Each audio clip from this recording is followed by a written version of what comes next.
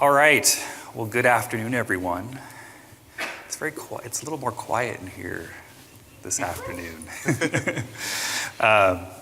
So welcome to our session, What's New in Analytics, Devs on Stage Remix. We hope you all had a chance to see Devs on Stage yesterday evening. If not, you'll get to see some of these new capabilities that we're bringing into the product and have brought to the product over the last year. But my name is Sean Boone, and I'm a product manager at Tableau working on visual analytics specifically. And with me is Nick. Hey, so my name is Nick Ritzko, and I lead our engineering groups in the areas of visualization and calculations. So a lot of the new analytics features are things that my team have been working on and building. And so really excited today to kind of recap some of those features, go into them in a little more depth, and show you what we've been doing. Great. All right, well, Nick is going to come back up on stage just a little bit and do some demos around web authoring, but we'll go ahead and get started here. So again, developers on stage, don't they just look like they're ready to cause trouble? But as you know, so developers on stage is actually a pretty big production. It's almost to the level of, I would say, an action-packed thriller, right? So it's an hour long of features and what's coming next. And so the idea for this session came about because we have to sort of pack all of the analytic capabilities that we're bringing to the product in this really short window. It's about 10 minutes, 15 minutes if you count some of the other sections where we demoed some of the new analytics capabilities in the product. And so we thought, well, what if we slowed it down a little bit and let people and show people some of these capabilities a little bit more in depth, right? So the idea for this session is if you sort of think of this Devs on Stage as this action-packed thriller, this session is more like the collector's edition, right? So, I thought about giving out a toy, maybe some little statues of cows, but we decided not to do it. So you can kind of think of this session again as the sort of the director's cut or the collector's edition. And so when you pick up one of these collector's edition, what's included, right? So the first thing is often there's like a go behind the scenes or a backstage pass. And so I brought some pictures of just the team working on Devs on Stage to kind of give you a sense of what that's like. Sometimes when you buy a disc like this, you get more movies. You get the prequels that come with it. And so we're going to reach back to Devs on Stage last year as well and show a couple of features that we demonstrated there as part of this. Along the way, there's going to be a lot of director commentary, right? So when you buy one of these discs, you get a lot of director commentary. We're going to spend a little more time going in depth with the capabilities that we showed there.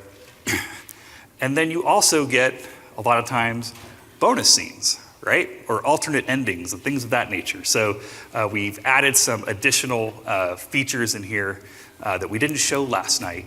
And so we'll show those today. And then again, of course, maybe there's a trailer or a sneak glimpse of the sequels. And so there we're going to show you some more demos. And of course, you get the actual movie, the actual content from Devs on Stage. All right, so let's really quickly go and do a backstage pass. I added the cow graphic very late last night. We didn't realize that the whole cow thing was going to take off. So if you were there, you know what I'm talking about. If you weren't there, there was a thread during the demos of a lot of cow jokes. So, but anyways, I just wanted to kind of share for you sort of what kind of goes on for planning for Devs on Stage.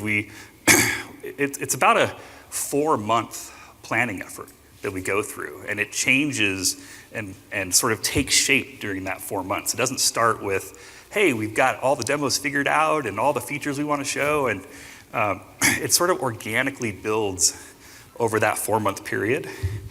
And so over here on the left, you can see some of the team members, and they're sort of strategizing before they're about to go and do a talk, do a practice run.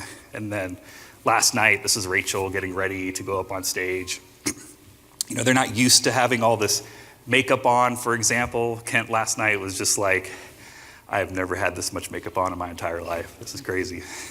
And then here is what it looks like when we're at Tableau in our Fremont office practicing. And so we have a couple projectors, and we're practicing what we're going to do for the show. And then last night, this is what it looks like backstage. So there's a big production backstage. There's laptops here where some of the demos are displayed. And then people can kind of see what's happening, and they can click to different monitors and things of that nature. And this is them getting ready. They're sort of last shot before they're about to go up on stage, all happy, I'm sure not nervous at all. And then, of course, it's time for them to come on out and do the show. And if you weren't there, here's just sort of an example of what it looked like last night. This was Marcelo, again, talking about how many cows per country Uruguay has. All right, so we'll go ahead and we'll shift into an area that I'll call the prequels. I'm going to show you a couple of features in Tableau that I think really sort of embody some of the spirit that we have in the product, particularly around showing data in a very truthful way, and also some new interactive capabilities that we've shipped in the product somewhat recently that really sort of open up new selection capabilities in the product to help you answer questions. So with that, I'm going to click out of PowerPoint, and we're going to hope everything is going to go good, because you just never know sometimes. All right.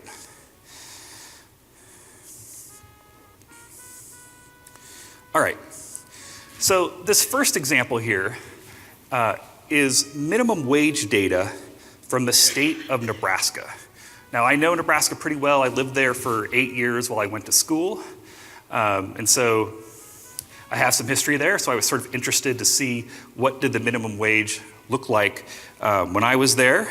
I was fortunate enough when I was working in college to not have to make minimum wage, because I probably wouldn't have been able to afford to go to college doing that. But this is the data for the minimum wage over time for the state of Nebraska. But if you look at this, you should notice something right here that's just a little bit off. I'm going to go ahead and zoom in really quick. Right? This jump right here. I'm going to zoom back out. This jump is not real, right? So what happened is the minimum wage in 1981 was $1.60 an hour, right? And in 1988, it became $3.35 an hour. Between those 2 years, the data did not move like this, right? The minimum wage was the exact same minimum wage until it changed in 1988, right? But this view doesn't give me that sense. So one of the capabilities that we're bringing to Tableau in the very near future, we showed this at Devs on Stage last year, is the ability to create step lines, all right? And so I'm going to show that to you how that works. I'm going to go right to the marks card here, zoom in, and now I have two options. I can create a step line, or I can create what's called a jump line. I'm going to go ahead and create a step line, and then I'm going to zoom back out, and now you can see the difference, right? And so this is a really great way to show data that changes in this manner, right? Where the data in the database does not, it changes very infrequently. It might be account balances, it might be inventory data, but the idea here is that this is a very common type of data structure that you will run into in data sources. And so you want to be able to display it in as truthful way as you can. And so step lines are really great here because they highlight how long the minimum wage stayed the same. It's pretty easy to see with this chart. And it's also easy to see how much it increased at that moment. And here's the example with the jump line. So very similar type of capability, right? This one sort of more focuses on the, the length of the time that the value stayed the same. But it also gives you a sense, even with the gaps of the different heights there. So this is one feature that I really like in the product because it's about sort of showing data in a very truthful way that best represents the data. All right. So for my next example, hold on a second here. This is the wrong one. Hold on a minute here. Here we go. All right. We're going to look at a new interactivity capability that we brought to the product. And what it does is it enables you to take selection in Tableau, which has traditionally been bound to sort of the spatial positioning of marks on the screen, right? So if you think about rectangular selection, you drag your mouse into a very specific square for marks that you're interested in, which we've had in the product for a long time. You can hunt and peck, right? You can, if I want to select this mark and that mark, I can find them on the screen. We have things like radial selection for maps, which again is somewhat based on where you start your selection. It's going to select things that are near it. So all of those selection techniques are very much tied to where the positioning of the marks are on the screen. But oftentimes, there are attributes in the data that are very interesting that you want to be able to actually select by, and they're not based on where things are on the screen. So what I'd like to do is just show you some examples here of a feature that we call Tooltip Selection in action. So for this demo, I have 2017 Major League player baseball salaries. All the players in the major leagues, how much their contracts are, and how much they're being paid this year. And so you'll see in the upper left here, these are all the starting pitchers, and down below here are all the relief pitchers, right? So pitchers are getting paid a lot of money. But imagine if you start here and you're looking at this particular pitcher, and he plays for the Arizona Diamondbacks. And what if my next question is, well, how is Arizona paying other players, right? How do I find them here, right? They could be anywhere inside of this tree map. So with Tooltip Selection, right, I can hover right over this tooltip, click on Arizona, and now I see immediately how Arizona is paying all of their other players. And you'll notice that none of the other players are getting paid relative to the other players in the league at the same position a lot of money. And it's just really easy for me to see that with this capability. The second example, so if I look at David Price, he plays for Boston. If I click on him, I see a slightly different pattern, right? I can see that some of the other positions, they're paying people a lot of money relative to the other positions in the league. And so just with this really simple new addition to the product, I'm able to answer these these new questions. Now, Tooltip Selection is tied to categorical data or dimensions, okay? But you can make it work with quantitative data in a way that really works very well. And so what you do is you basically just create a calculation. So for example, I was interested in, well, who's getting paid over $100 million in total contract value? So I just created a simple calculation right here, right? To sort of bin that data into yes or no, right? And you could do the same if you had ranges, maybe create a case statement and create different groups, and I'll show you an example of that in a moment. But now I've placed that variable on my tooltip, and I can quickly see all the players that make $100 million, just like that. So it's a really nice capability. Let me show you a couple of other examples here of how this capability can help you. So here I'm looking at some health statistics. This is one of our samples. It's the ships with the product. And, I grew up in Northern California in Nevada County. I'll get pretty close to it. Placer County will work. And now I've highlighted, so I have actions in play, and this is our traditional selection. But now, what if I want to see all of the counties in California? How did they do? Well, California, as many of you know, is a pretty funky shaped state, right? So imagine that you're trying to select all of the counties in California. You're using the lasso selection capability, and you're just kind of hoping to get it right. Trust me, I have tried. It's really hard. I'm not a very great artist, so I can't draw very well anyways, but it's very hard to do. But I have this hierarchical data, and I want to be able to quickly expand my selection outward. So I created the tooltip here, which is in our samples, and all I have to do is now click on California, and just like that, I've selected all of the counties in California, and the vises below update, right? So one of the really great capabilities of Tooltip Selection is that it triggers selection, not just highlighting. And selection can be used to trigger actions. And so with just using that capability, I was able to quickly expand my selection. Again, if I use like Texas, there's all the counties in Texas, right? So just a really easy way to be able to sort of get to that next question. This is another one that is a really great example. This is a viz I pulled from Tableau Public. Hold on here. Why is it not? Okay, there we go. And it shows the change. It shows each presidential election, so you can filter up here, up top on different elections. It shows how did this country, or how did the states change in their vote over time, right, from the previous election.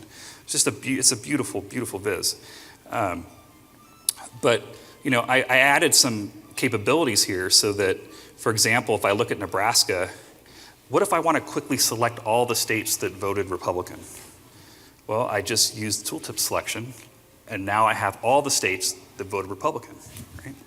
And over here on the right, I can see how those specific shapes or states shifted over time from the previous election.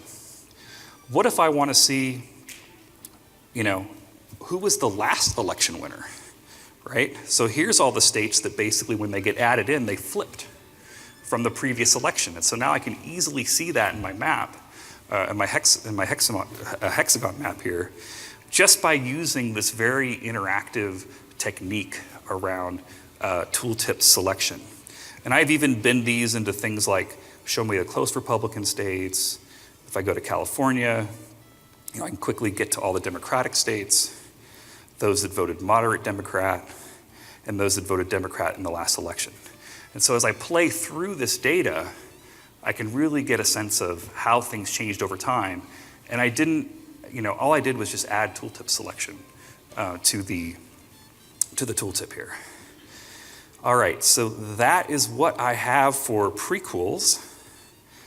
And now I'm gonna have Nick come up, and he is gonna do, we'll just skip forward here. Sorry. To web authoring. So come on up, Nick. Thanks, Sean. So when I joined Tableau, this was back in 2012, one of my first roles was actually as the product manager for our first release of web authoring. And when we released that in version 8.0, the real premise behind the feature was, if you're in a meeting or somehow working on your dashboard away from your normal desk, and you have this one more question you just follow on, you want to ask and answer, you should be able to do that right there in the browser. So I should be able to edit the workbook and maybe break down categories into subcategories, or maybe replace sales with profit. But since then, we know many of you are rolling out Tableau as your enterprise analytics standard. And so you've got more and more authors who are working on the web and in the browser. And so over the last few years, we've put a lot of effort into bringing more and more functionality over into web authoring. And I'd kind of like to show you some of that today. Now, earlier in the year, my teams asked if we could do a morale event. And they asked if we could go go-karting. It was a lot of fun. We walked away with a lot of good times, a lot of good memories, and quite a bit of data. So let's jump over to Tableau server, take a look.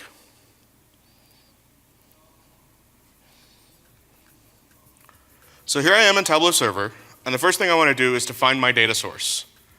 Now you'll see here, it's a demo server, so it doesn't have too many data sources, but we have 2 of these go-karting ones.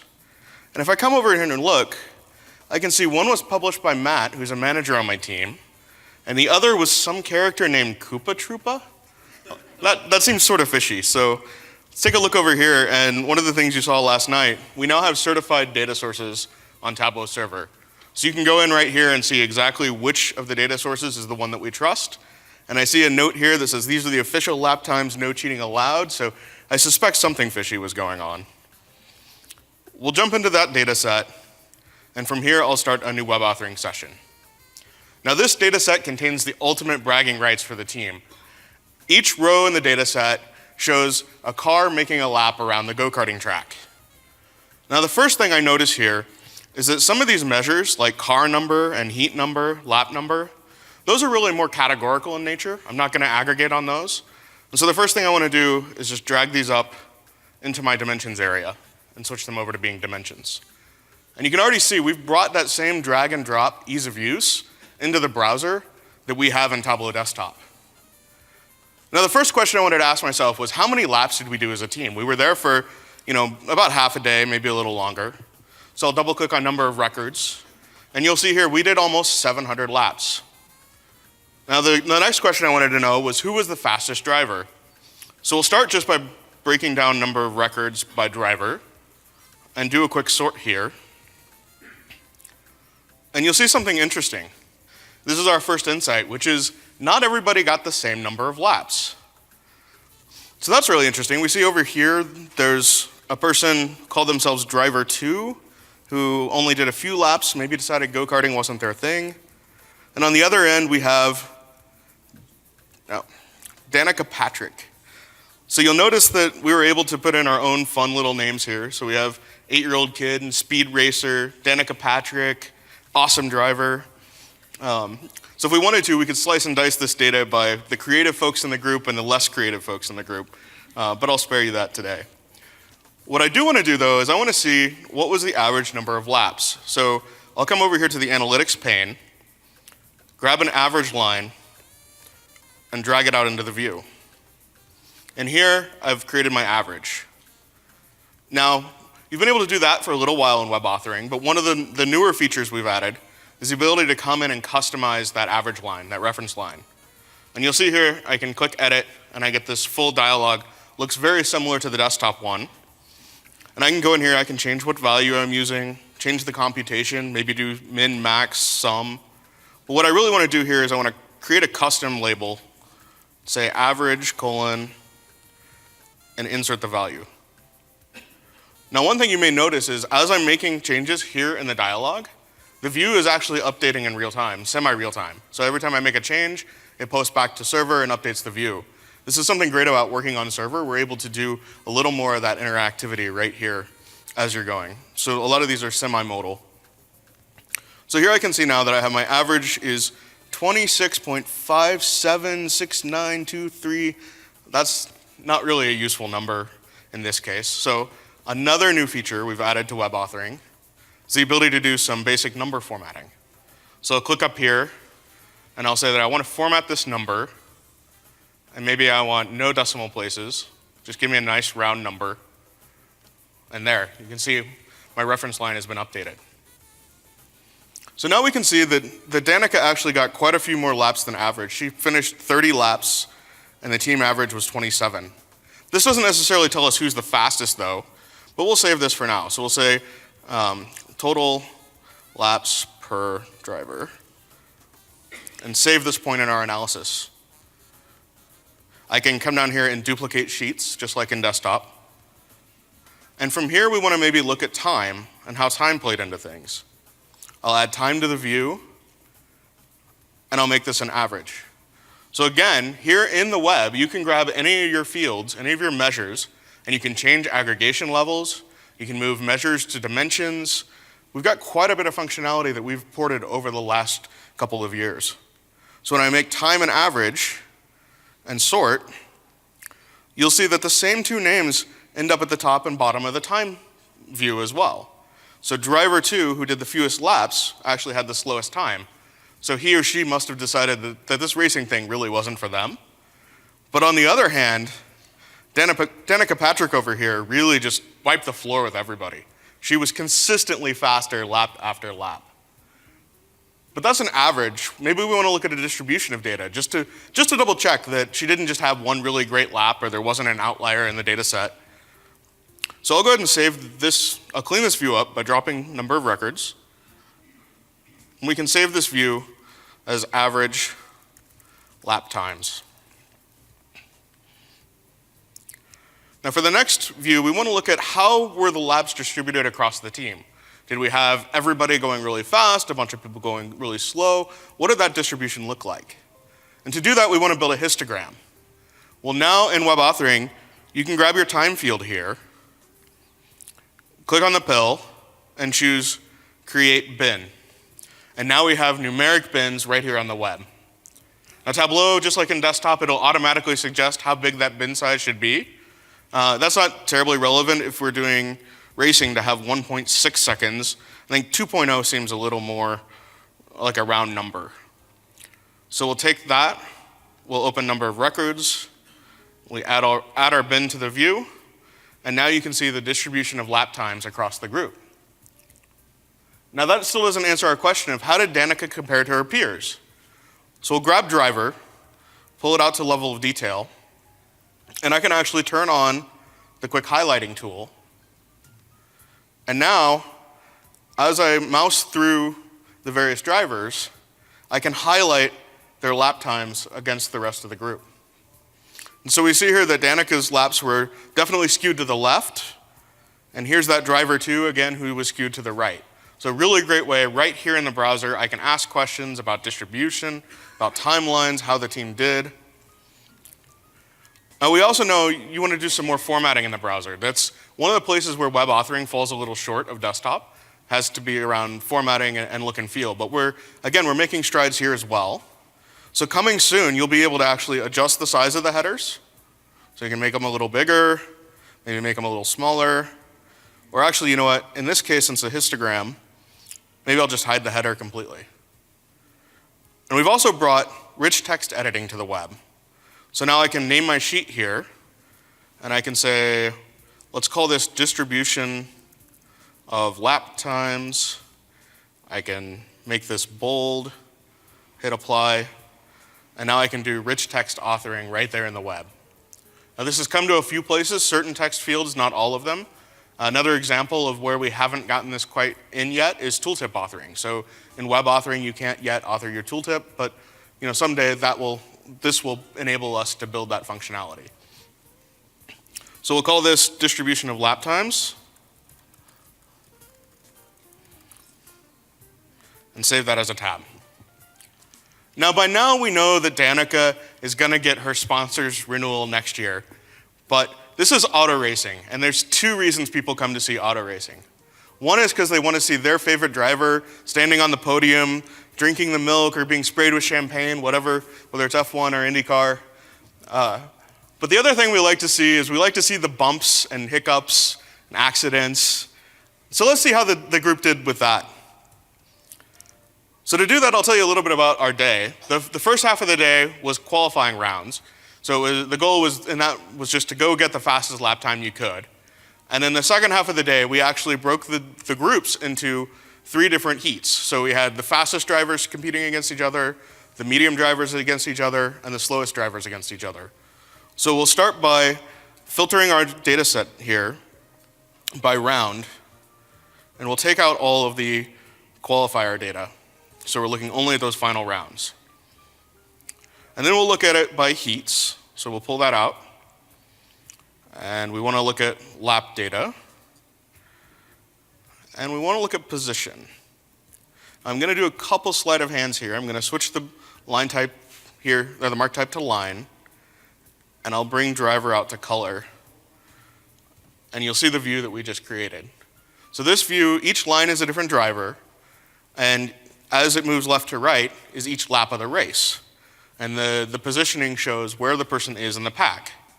Now the reason I wanted to show this is actually because when we're talking about position data in a race, or in ranking, we often think of number 1 as being at the top. And so that's a functionality we've not had before in web authoring that we do today. I can just click here on the axes, and I get the edit axes dialog just like you'd expect in Tableau Desktop. So I can come in here, I can, for example, turn off my tick marks, and I can come in here and say, I want to reverse the order of my axes. And now I can see for each race, how did people do? And like I said, we're looking for people who made mistakes here, just for fun.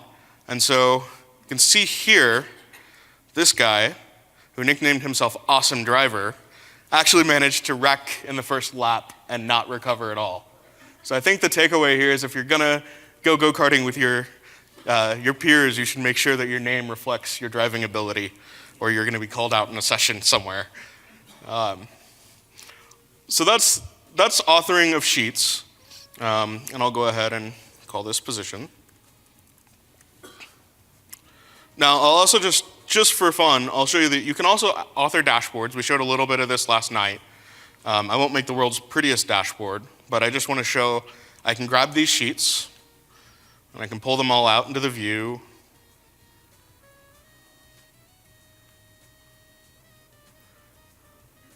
And then as I select these, I have access to many of the functions you'd expect if you're authoring your dashboard. I can pick one of these and say, use it as a filter. So now as I pick each driver, I can filter to how they did in each of these distributions. And I also have access here to all of the layout options. So I can come in and make a zone floating. I can add padding and spacing. I can do some of the sizing stuff that you saw last night. So really, over the past couple of years, we've taken web authoring from that place of I can just ask and answer that one next question, to I can actually ask and answer quite a few questions. Now, it's not a full replacement for desktop yet. Like I said, there are some gaps. Actually, out in the Tableau community, some of our really active community folks and Zen-masters keep a pretty good list of what's in web authoring and what's not. In particular, you'll notice that we started this with the data already being published to server. So that's kind of a prerequisite for if you're going to do web authoring, the data has to be there, or there has to be another workbook that you could start from, kind of as a jumping off point.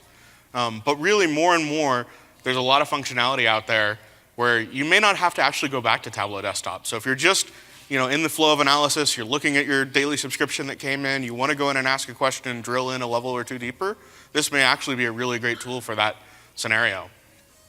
So that's what I wanted to show you with web authoring, and with that, I'll hand back to Sean. Thanks, Nick. All right, so the next section we're going to jump to here is what I would call bonus scenes. All right, so a few things that we didn't show last night in Devs on Stage that are in the product or are coming soon. And I've called out a couple of them for you here. So the first one is, let me jump through it here really quick. All right. So in Tableau 10.4, we introduced the ability for you to connect to spatial data that contains line geometries, okay? We've had the ability to connect to spatial files that contain points and polygons. That was a few releases earlier.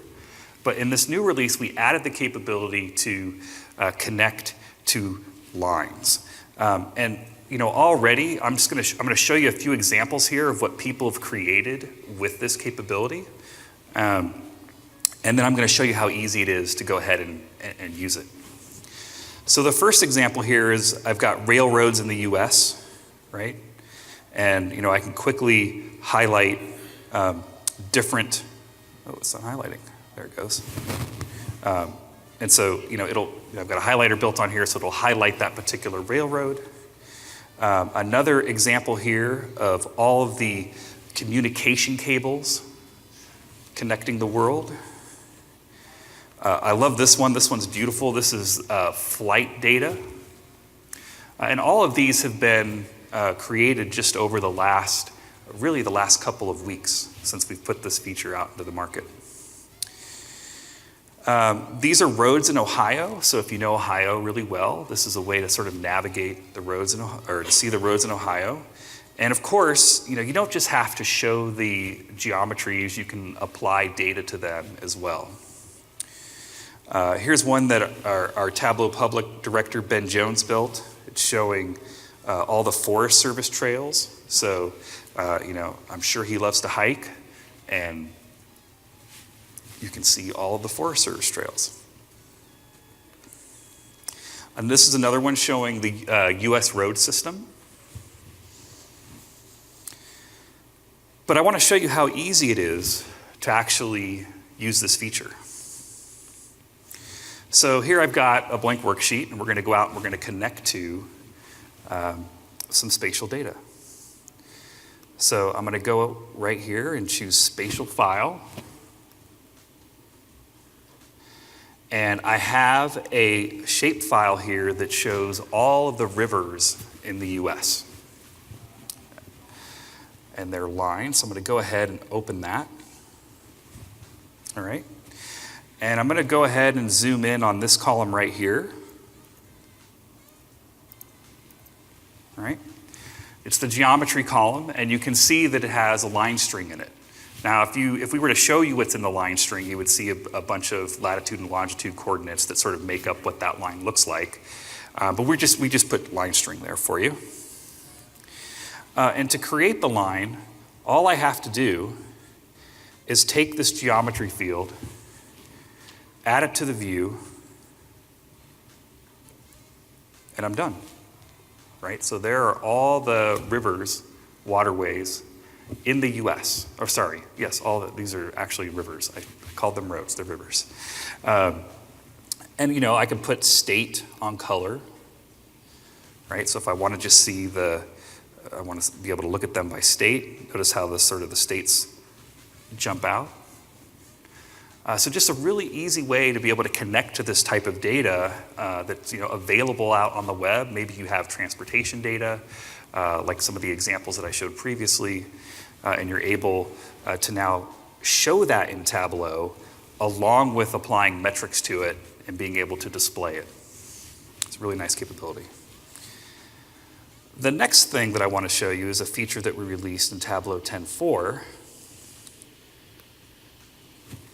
And I'm going to jump back to the state of Nebraska for this example.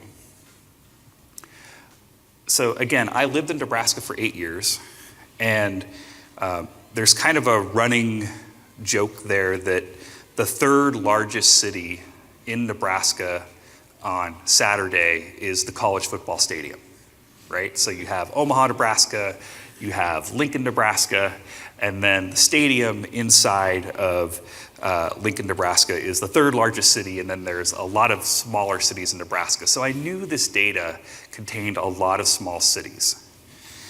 And you'll notice if I zoom in right here, right, there were 209 unknown locations. Now I'm using Tableau 10.3 here, all right? And so Tableau was not able to geocode 209 cities that have, these are sales tax receipt data. So this is information that Nebraska publishes on their website, on their data portal, and it's all the sales tax receipts. So of course it's going to mirror population data fairly closely.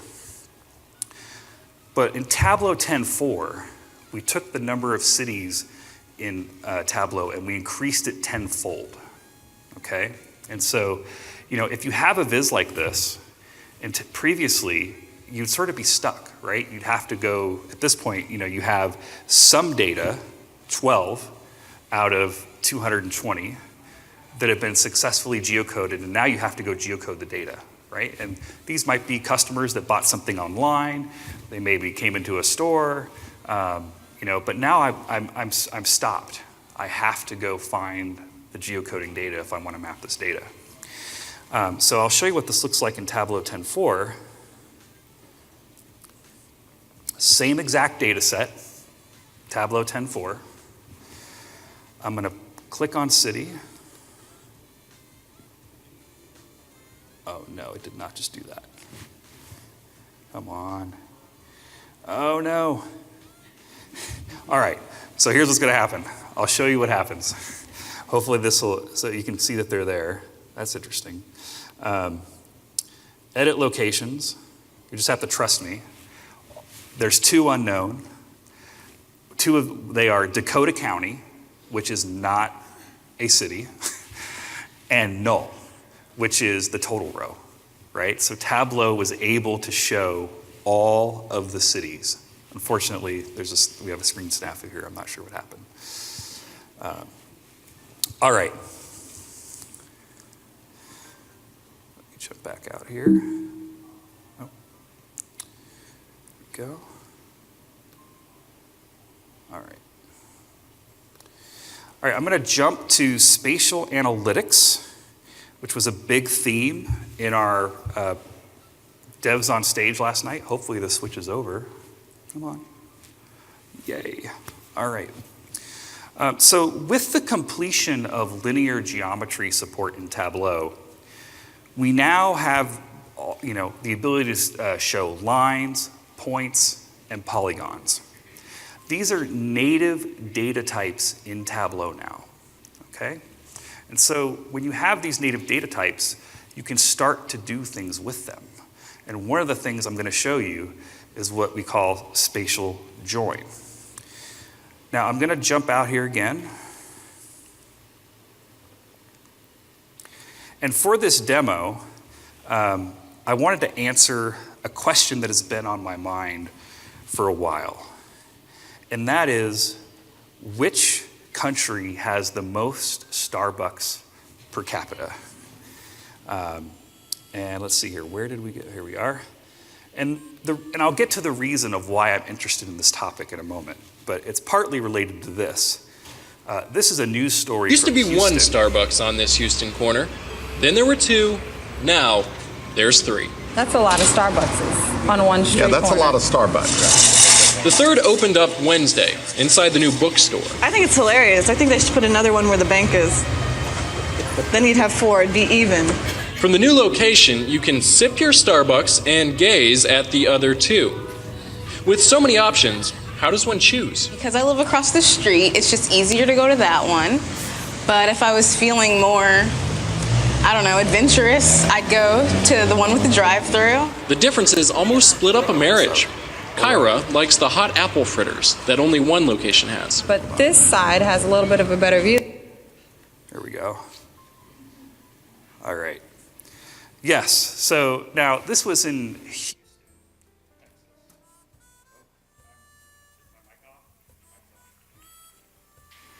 Back on?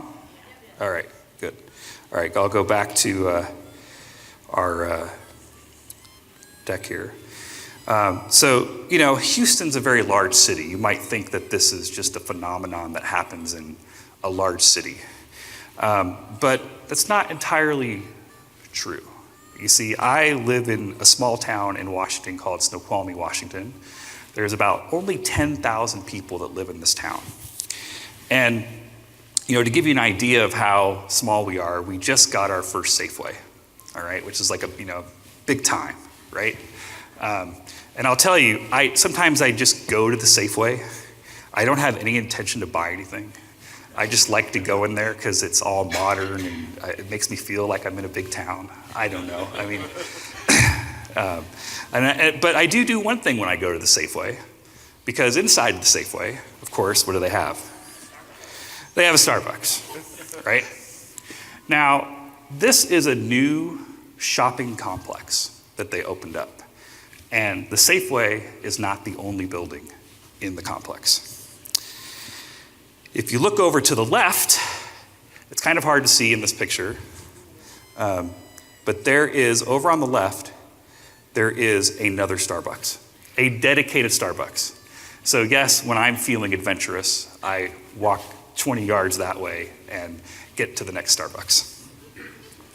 However, that is not the end of it. That is the main intersection in town. In fact, it's really the only intersection in town. And on the other side of that intersection is the town's original Starbucks. So just like Houston, we have 3 Starbucks literally within, a stone's throw of each other. So, and I don't know if you noticed, because I was putting this presentation together, I sort of took notice of how many Starbucks there are between my hotel room and where I am now. I don't know if you noticed, there's probably, I think I passed 5, right? So I'm feeling like the United States has got a lot of Starbucks per capita, and I'm feeling pretty good about it. So what I did is I went out and I found the data of all the Starbucks locations in the world. Oh, hold on here. Here we go. In a shapefile. So it's not totally up to date. I checked because Snoqualmie only has 1 in this data set. But there are all the Starbucks in the world as points. And you can see it looks to me like they're fairly concentrated in the US. I'm feeling pretty good that US has probably the most Starbucks per capita. And over here, I have countries. And so these are not the geocoded countries that I have in Tableau by default. I downloaded the shapefiles for the countries. Because what I want to do here is I actually want to count these points that are inside of these polygons, right? And the shapefile does have information about which country it is, et cetera, how much population there is. And so I need that data to compute my per capita number, right? So let's go ahead and do this. So I'll switch to my countries and Starbucks data source. And right now what I've done is you'll see over here on the left, I have just the shapefile data for the countries, and you can see the country data here. And I'm going to drag out the data for the Starbucks. And you'll see that when I do this, that I'm going to get a warning that says, hey, you want to join these 2 tables together. How do you want to do that? And I'm going to use a new option here, which is called Spatial Join. You'll notice these 2 columns here are both geometry data types. So we're actually doing a join, a spatial join on this data. All right, well, these people like it. All right, yes. And last night we showed you one type of join. I just want you to know that all of the join types here work, right? So you can do inner, you can do left, you can do right, and it all, it's gonna evaluate differently. But it's using the same exact concepts, if you were to use, strings, if you were doing that type of a join. So I'll go ahead and zoom back out. And now it's gonna go ahead and crunch that data. It's gonna take a second here. And when we're done, what you're gonna see is this join data, come on. It actually is. It's doing quite a bit of math right now. Here we go. All right. We're still, this is a feature that is coming later, so we're still working on performance optimizations around it. But now I've joined these 2 data sets together, and I've got the polygons and everything that I need. And so I'm going to go ahead and attempt to answer this question. Oh, don't do that. All right, first we're going to let it create an extract. Here we go. Just a second here.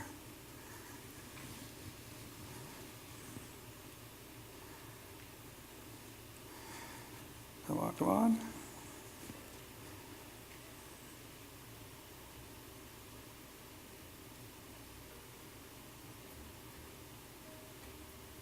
All right, here we go. All right. So I've already built this viz using fields from both data sets, right? And the important thing to note here is that what I'm creating here is not a map, right? Like the question that I had was simply which country has the most Starbucks per capita? I don't necessarily need a map to do that, but the data's already joined, and so I can use it just like any other data in Tableau. So I'm gonna go ahead and sort this. And lo and behold, the United States is not number 1 in Starbucks per capita. It is actually Canada. Now, I withheld this from Kent for a very long time because he was looking for data to show something that Canada was tops in. Of course, he defaulted to hockey and curling, but he could have gone with Starbucks per capita. So, all right. So the next feature that I want to show you is one that is density marks.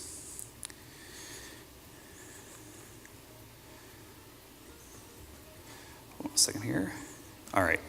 So in the demo that we did, we showed you rat sightings in New York City. All right. Lots of rats. 102,000 of them, to be precise, even more. And you know, when you get this many marks in your display, a lot of the tricks that you use to try to deal with this don't work. You can't really jitter the data. You can't really use opacity to sort of minimize, to the concentration.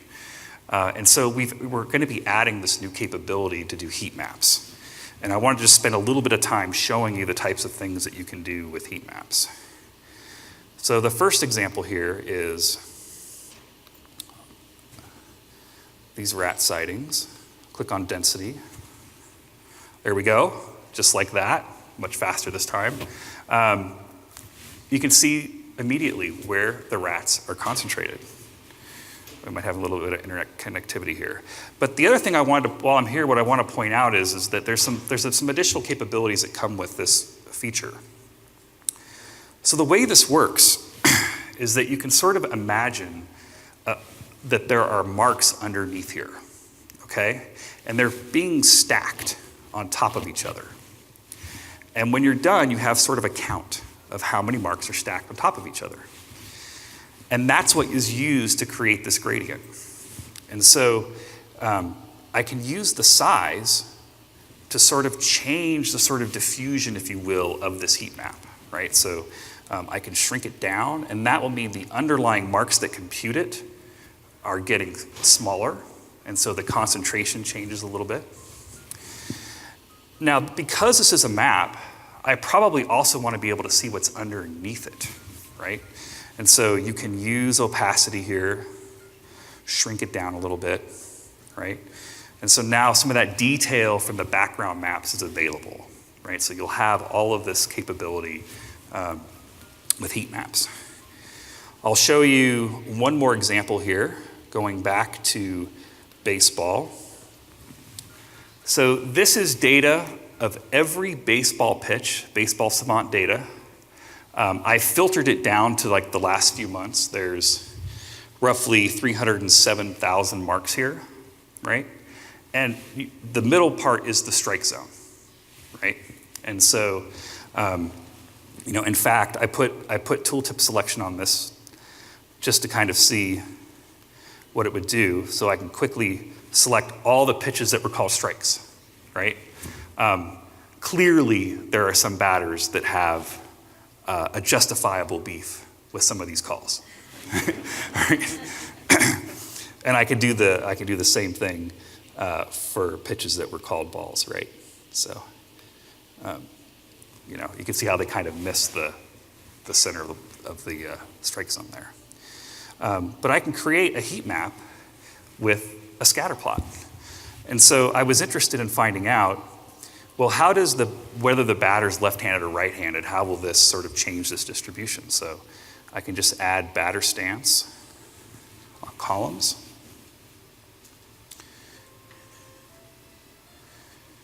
All right, oh, and I need to turn it into a heat map. It's like the most important step. There we go.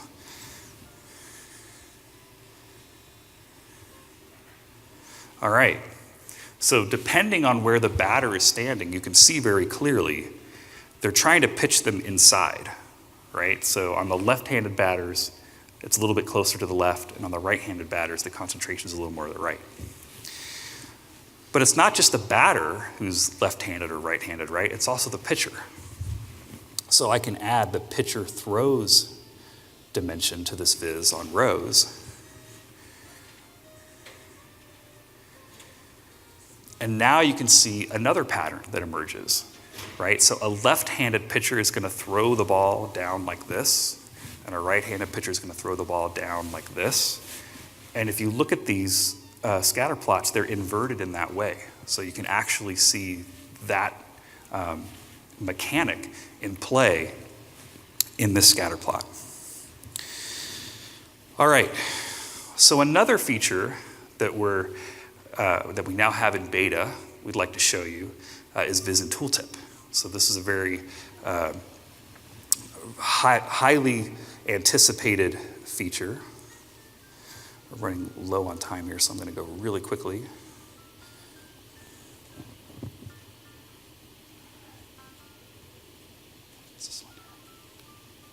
All right. So what we're looking at here is a dashboard. It's showing flight delays by airport, and it's over a period of a year. And one of the things that I've done is I have a sheet here, average delay by carrier. And one of the tricks that you can do here, for example, if you want to get images into your tooltips, is you can put images in a viz, right? Using custom shapes. And so that's what I've done here, right? So I'm using a dual axis viz. On one axis I have bars, and on another axis I have those images. And so now, when I come over to my tooltip, right, you can see I've already added it in. One thing I want to point out here with Viz and Tooltip is that you can choose the max width and the max height. You see those variables that are in play. But the other important thing is this notion of filtering all fields or not, right? So what happens is the sort of that current context of that mark is what gets passed to the target tooltip sheet, if you will, right? And in this case, it's totally fine. I just want it to do all fields.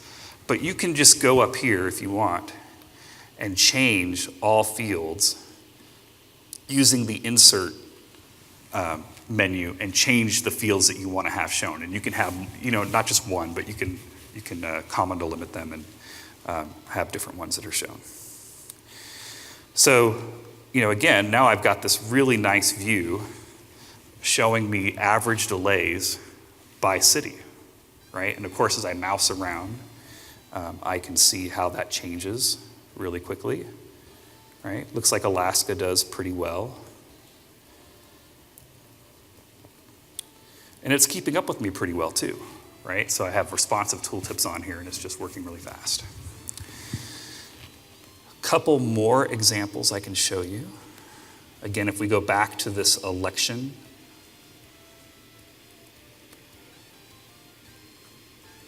oh, I didn't put this on this one. Hold on. Sorry, we'll do this one here. So this is a Premier League viz, again from Tableau Public. And what I wanted to see with these, this is every game of the Premier League and whether there was a win or a loss. But I wanted to add the logos to that. So I went ahead and did that. And now I get this really nice sort of, I can see the cities, or sorry, the team emblems along with the score of every game, right? So that's just, I visually identify with the team logos. So it just makes the viz a little bit nicer. All right, so I think we're running up on time here. Let's jump back to the PowerPoint real quickly.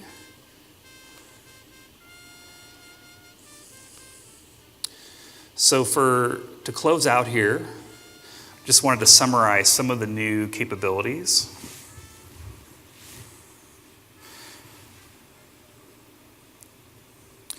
We have Viz and Tooltip coming in Tableau 10.5. There's a new feature we didn't show last night that I was going to show you, but we sort of ran short on time here. Power trend lines. So it's a new trend line type that's coming to Tableau, power trend line. It's in the beta. Step and jump lines will be coming soon. We're introducing a new quick filter type to Tableau in the near future. And it's designed for scenarios where today you're using relevant values and hierarchies, relevant values. And it's designed for the case where you have really massive fact tables and smaller dimension tables. And so in those scenarios and you're using relevant values, what happens today is we're doing a join back into the fact table, and so the filters are a little bit slower. But with this feature, it's called all values and hierarchy quick filters. And basically what we'll do is we'll just query the hierarchy tables. And so your quick filters are going to be much, much faster for cases where you have hierarchies set up. We have the density mark type coming. We showed a feature last night, nested sorting. We were going to show that to you, but we kind of ran out of time. But this has been a big request for everybody. And then, of course, all of the additions that we've made to spatial analytics, and we have SQL Server spatial support coming soon as well. So with that, again, Tableau 10.5, the beta, is available now. In true movie spirit, you can bring the action home today or to work. So please download the beta. We want to hear from you how it's working or not working for you. If you have a chance, please go to the Tableau Labs. We have a lot of folks working down there from our development team showing new capabilities that we're working on and thinking about designs for. They would love to talk to you. Stop by the kiosk. We have developers there as well. The dashboard extensions, huge new capability. We didn't have time to show that, but that's going to enable you to do all sorts of great things inside of your dashboards. Please participate in our ideas forum. We really love to get in there and communicate with all of you on the ideas that you have for the product. And then, of course, there's things like Makeover Monday and Workout Wednesday that are great ways to sort of see what other people are doing in the product. And then feel free to reach out to Nick or I directly. Our emails are with the presentation. Mine's just my first letter and my last name, and Nick's is the same. So we would love to hear from you. More than happy to talk to you offline. But with that, thank you for coming, and we hope you enjoy the rest of your time here. Thank you.